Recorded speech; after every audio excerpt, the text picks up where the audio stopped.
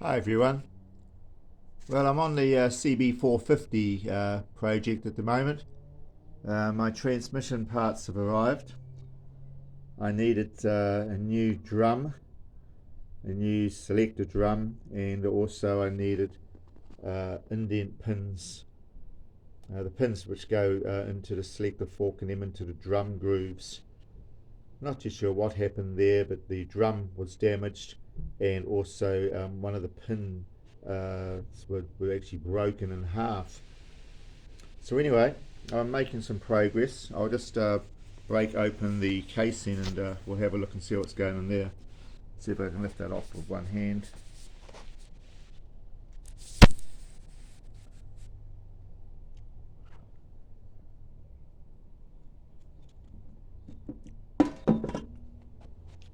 And over here.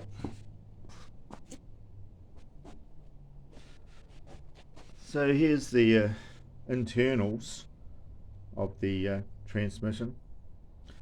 You can see here the ends of the forks. I'll just put a torch on here. You can see here the ends of the forks in there and there, and then down here we've got another fork in here, and then another fork just over here.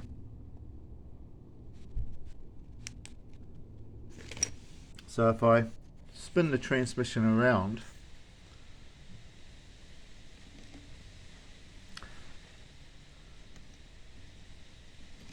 and I think I'm in first at the moment.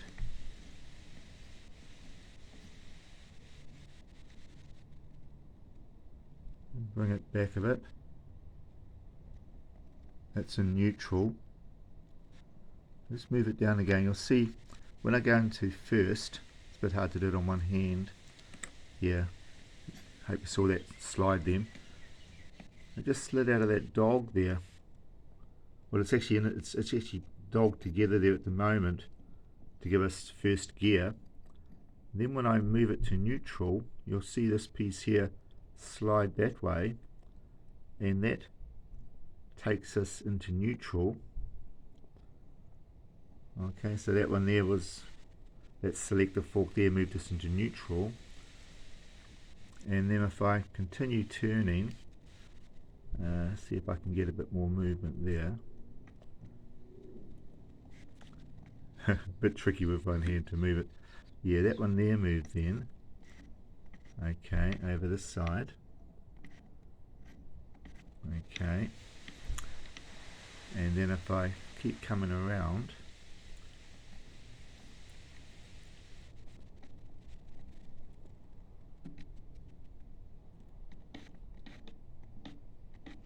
and then keep coming around further, you'll see this top one move soon. Okay, that one there, you see that one there move now, and if I keep moving the transmission around, I think it's in its final position. Yeah, so that looks like it's in fifth gear there, guys. So I'm really happy with that part, because that's been a bit of a problem, just waiting for the drum to arrive. The forks were okay. I inspected those, they were fine, but for some reason we had a broken pin. So now I've just got to box up these other parts here, which is the little cheese cutter wheel there, which goes into the indents, and this one here, which I think they call the neutral position arm as well, with the springs for each one. They're a little bit tricky to sort of get the springs around the right way and get it all in position, but I'll fiddle around with that and get that part all in place, and then we'll be getting pretty close to cleaning back these surfaces and putting some Honda seal onto these mated surfaces and torquing them all down. That'll then allow me to flip the engine over onto the sump, and I'll start working on the next part. So I'm waiting now for my rings to arrive so I can do my cylinder honing. They just need a light hone, guys, so they're going to be fine. So So when the rings arrive, I'll be able to put the pistons back onto the conrods, and the gasket set arrives. I'll be able to put the gasket that goes between the barrels here and the top of the crankcases. Slip all that together with the pistons, put them in through the barrels, get all that good stuff done. That of them allows me to work on the head, which is not a small job. I'm going to relap the valves here. So I broke the cam chain with my chain breaker, and I've got a new cam chain coming and a new cam chain tool. It's a breaker and a riveting tool, because with these cam chains they come in one piece, so I have to break it and then rivet it back together again with the riveting tool. So lots of fun. I'm sure I'll enjoy that. I've got the new seals arriving as well for the valves. Unusual ones where they have a little clamp that holds the seal down on top of the mating surface there for the head. And then I'll cleaning everything all up. And because I'm getting a bit impatient now, I want to hear this engine running, I'll put it into the frame again temporarily, just to get the engine running and maybe get the bike moving around a bit, and then I'll probably pull it all apart again, get the engine back out again, so I can start working on the surfaces of the frame, because I think I'd like to have the frame blasted and powder coated. So that's where I am at the moment, everybody. If you're having an interest in my CB450 project, it's a K4 72, beg your pardon, K5, my bad, K5 72. Frame starts with a 5 on a 72s. So yeah, interesting.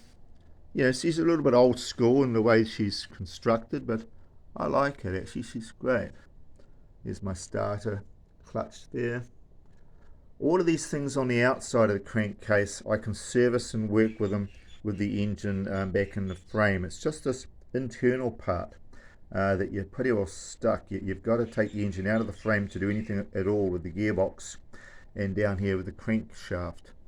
But once I've got that all cleaned up and boxed up again, and flip the engine over and get the barrels and the head on, all of the bits and pieces which attach to the sides and the top that don't have to go on before the engine goes into the frame, I can do those things later. So quite different from when I'm working on the old XRs. The XRs are great in that they come apart in layers, and you can leave the crankcase in the actual frame while you take the barrel off if you want to do a hone or work on the valves in the head at all. So the XRs are quite nice to work with. There's a lot of engines that have that type of design, but with this design here where everything slides down onto the studs, you've got no choice but to remove the whole engine out of the frame. There's just no way that you can lift things off. There's no clearance above the top of the engine. So learning lots on the way, and that's what it's all about, isn't it? It's having that enjoyment of the project, the unknown. I haven't really done anything on a gearbox before, not to this level, so it's been quite interesting seeing how the gears mesh, and the dogs here come in between the gears and pull two gears together and things like that, pull them apart and together. Yeah, it's quite interesting and simple, but quite clever in its construction, like gearboxes are.